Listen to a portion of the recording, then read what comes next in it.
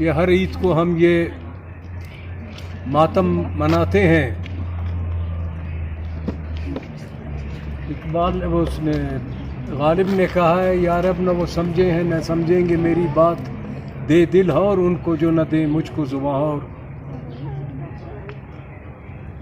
میں اس ڈمی حکومت سے تو کوئی بات نہیں کروں گا، لیکن میں جنرل باجوہ کو ایک میسیج پہنچانا چاہتا ہوں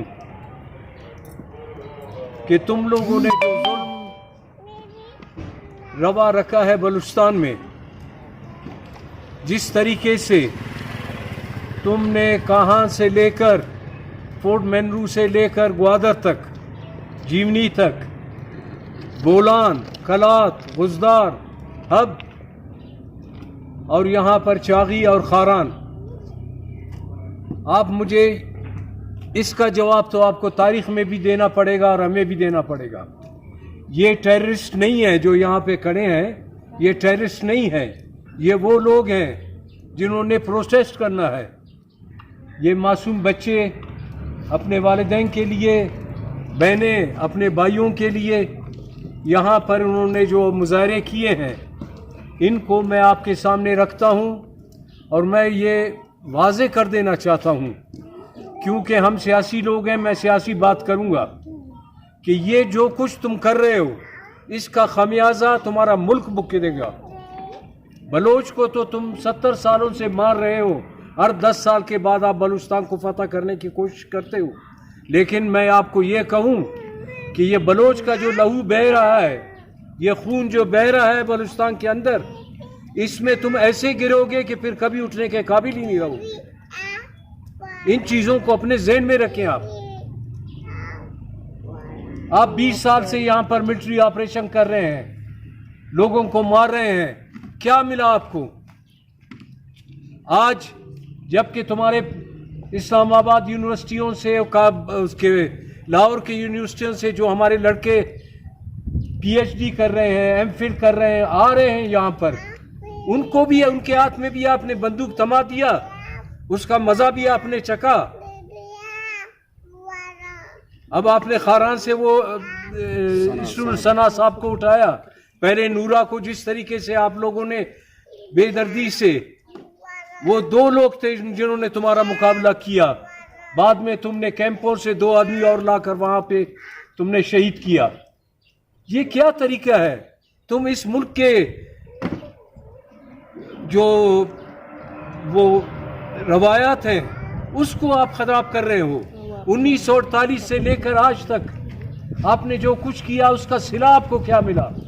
آپ نے چند ضمیر فروشوں کو، آپ نے چند جنہوں نے اپنے میر جعفر اور میر صادق جیسے لوگوں کو اٹھا کر آپ نے بلوچوں پر مسلط کرنے کی کوشش کی ہے، جس کی سزا تمہیں ملے گی. یہی لوگ تمہیں ایک دن ایسے کھڈے میں گرائیں گے جہاں سے تم نکل نہیں سکو گے. تم نے جس طریقے سے بلوچستان کے اصل قیادت کو کڈے لین لگانے کی کوشش کی ہے یا اس کو دیوار سے لگانے کی کوشش کی ہے، اس میں تم کبھی بھی کامیاب نہیں ہو سکو گے. یہ لوگ اٹھیں گے، یہ مریں گے، لیکن تم بھی اتنے ہی تکلیف میں رہو گے. پورے آپ نے بلوچستان کو چاونی بنا دیا ہے، ہر جگہ آپ کے فورسز بیٹھے ہوئے ہیں، قدم قدم پر چیک اپ ہو رہا ہے.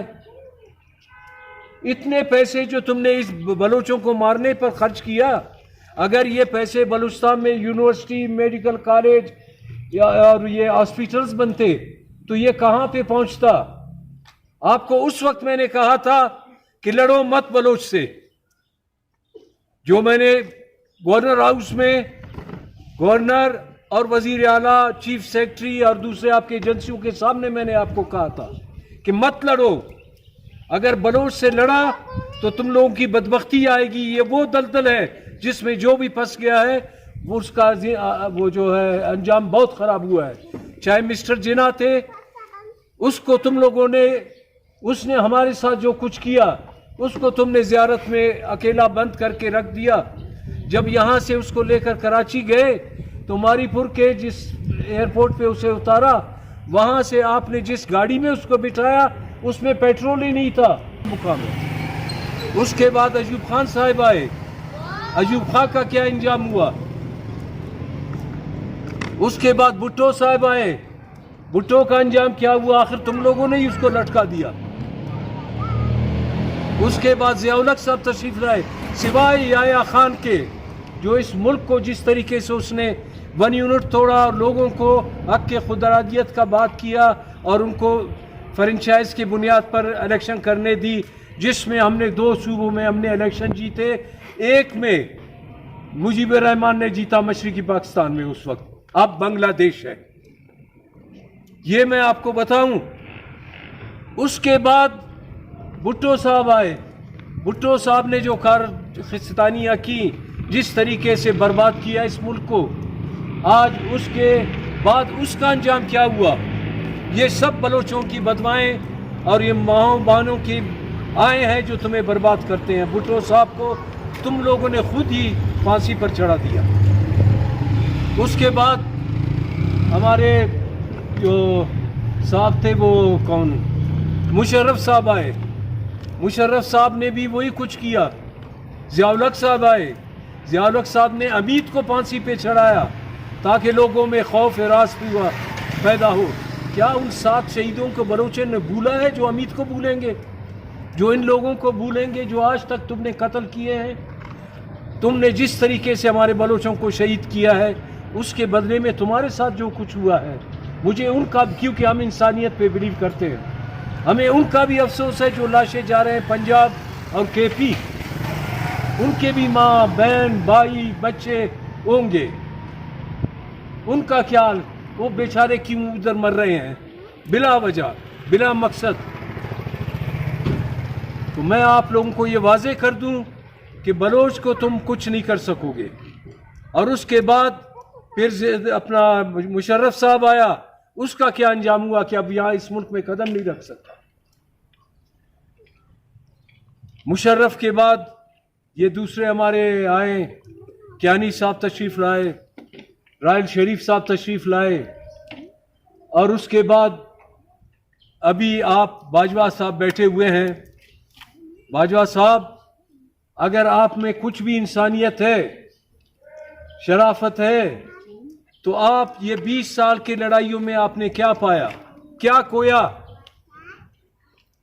بلوچ کے لیڈر بیٹھے ہوئے ہیں، ان سے بات کرو. یہ سیاسی مسئلہ ہے. لوگ تمہارے ظلم ستم کے آگے سر نہیں جھکائیں گے. یہ سر کٹ تو سکتے، جھک نہیں سکتے. جن کو تبھی تم نے پھانسی پر بھی چڑھایا، لوگ سڑکوں پر بھی قتل کیا، پہاڑوں میں بھی مار کر آپ نے پھینک دیا، سڑکوں پر مارو اور پھینکوں کی پالیسی پہ آپ چلتے رہے.